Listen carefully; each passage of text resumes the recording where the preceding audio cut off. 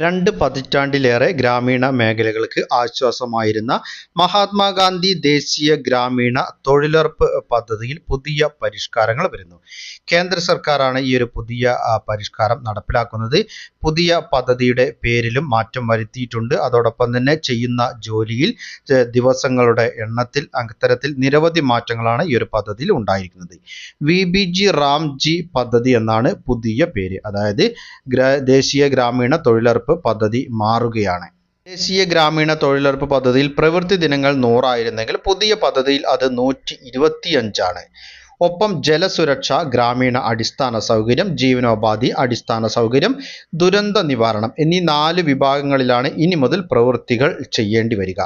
അതേസമയം തൊഴിലുറപ്പ് പദ്ധതി പ്രകാരം കേന്ദ്ര സർക്കാർ 100% കൂലി ചെലവ് വഹിച്ചിരുന്നിടത്ത് ഇനി മുതൽ 60% മാത്രമേ വഹിക്കൂ എന്നാണ് കേന്ദ്ര സർക്കാർ വ്യക്തമാക്കിയിട്ടുള്ളത്.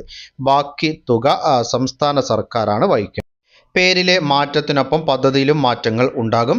കേന്ദ്രീകൃത പോർട്ടൽ വഴി തൊഴിലാളികൾക്ക് രാജ്യത്ത് എവിടെയിരുന്നും ജോലി ആവശ്യപ്പെടാം. ജോലി ആവശ്യപ്പെട്ട് 15 ദിവസത്തിനകം തൊഴിൽ നൽകണമെന്നാണ് വ്യവസ്ഥ. അത് നടന്നില്ല എങ്കിൽ സംസ്ഥാന സർക്കാർ തൊഴിലാളികൾക്ക് തൊഴിലില്ലായ്മ വേതനം നൽകേണ്ടി വരും.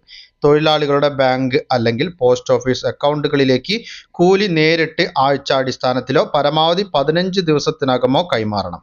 കാലതാമസം വരുത്തിയാൽ പ്രതിദിനം 0.05% നിരക്കിൽ നഷ്ടപരിഹാരം നൽകണമെന്നതും പദ്ധതിയുടെ പ്രത്യേകതയാണ്. പദ്ധതിയിൽ അംഗമാകുന്ന തൊഴിലാളികളുടെ കൂലി കേന്ദ്ര സർക്കാരാണ് തീരുമാനിക്കുന്നത്. ഈ നിരക്ക് തീരുമാനിക്കാൻ സംസ്ഥാന സർക്കാരുകൾക്ക് അധികാരമില്ല. ജലസുരക്ഷ, ഗ്രാമീണ അടിസ്ഥാന സൗകര്യം, ജീവനോപാധി അടിസ്ഥാന സൗകര്യം, ദുരന്ത നിവാരണം എന്നീ 4 വിഭാഗങ്ങളിലാണ് പ്രവൃത്തികൾ ഉണ്ടാവുക. ഈ വിഭാഗങ്ങളിലായുള്ള 318 പ്രവൃത്തികളുടെ കരട് പട്ടികയാണ് കേന്ദ്ര സർക്കാർ സംസ്ഥാനങ്ങൾക്ക് കൈമാറിയിട്ടുള്ളത്. ഇനി മുതൽ സ്വകാര്യ വ്യക്തികളുടെ കൃഷിഭൂമിയിലെ ജോലികൾ അനുവദിക്കില്ല. പദ്ധതിയുടെ നടത്തിപ്പ് ചുമതല പഞ്ചായത്ത് അസിസ്റ്റന്റ് സെക്രട്ടറിക്കാണ്. പണികളുടെ പരിശോധന പഞ്ചായത്ത് തലത്തിലായിരിക്കും നടക്കുക. പഞ്ചായത്ത് സെക്രട്ടറി നൽകുന്ന തൊഴിൽ കാർഡിന്റെ കാലാവധി 3 വർഷമാണ്. ഈ ഒരു കാലാവധി കഴിഞ്ഞാൽ അത് പുതുക്കുകയും ചെയ്യാം. പണിയെടുത്തുവെന്ന വ്യാജ രേഖകൾ ഉണ്ടാക്കാനാവില്ല. ക്രമക്കേടുകൾ തടയുന്നതിനായി ബയോമെട്രിക് പഞ്ചിങ്, ജിയോസ്പേഷ്യൽ ട്രാക്കിംഗ്, തത്സമയ ഡാഷ്ബോർഡുകൾ എന്നിവ പദ്ധതിയിൽ നിർബന്ധമാക്കിയിട്ടുണ്ട്.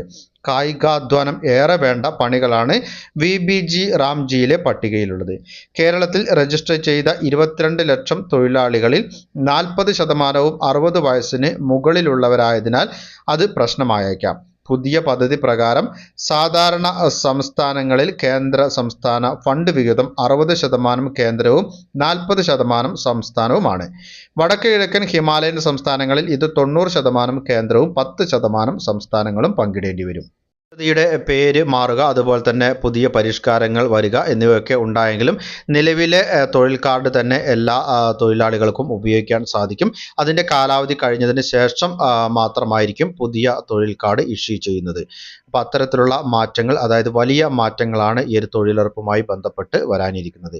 പൊതുജനങ്ങൾ എല്ലാവരും ശ്രദ്ധിച്ചിരിക്കേണ്ട, എല്ലാവരുടെയും അറിവിലേക്കായി വളരെ പ്രധാനപ്പെട്ട ഒരു അറിയിപ്പിൻ്റെ വിശദ വിവരങ്ങളാണ് പങ്കുവച്ചത്.